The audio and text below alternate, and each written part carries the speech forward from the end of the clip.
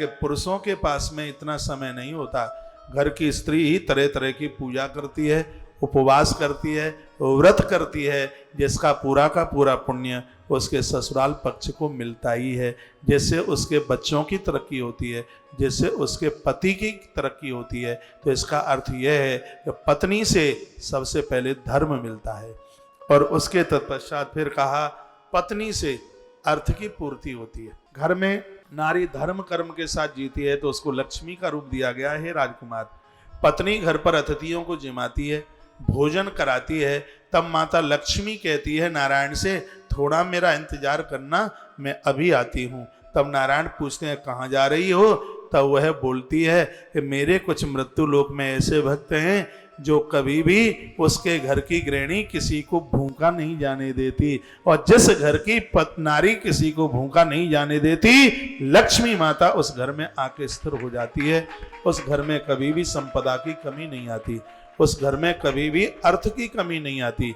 तो कुंडला कहती है तो यह देवी तुम्हें अर्थ प्रदानित करने वाली होगी, तुम्हें धर्म प्रदानित करने वाली होगी, और तीसरी काम ये संतान को देने वाली होगी।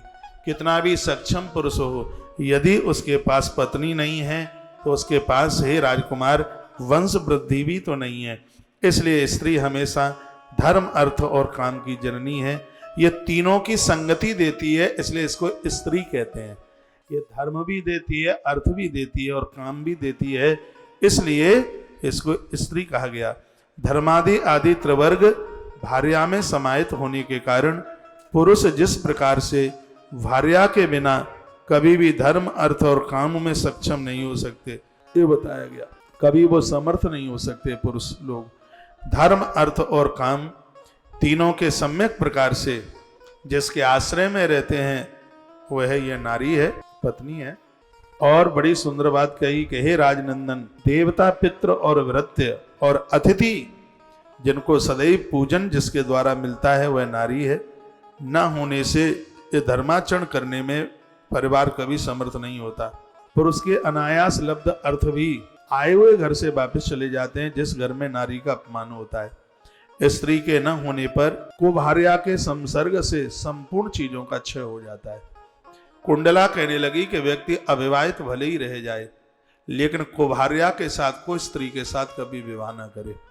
ये कुंडला कहती है कि गलत नारी जिसके पाले में पड़ गई है उस घर का धर्म कर्म सब समाप्त हो जाता है। पितर मोटे मोटे आंसुओं से रोते हैं, ईश्वर उनके ऊपर रुष्ट हो जाता है।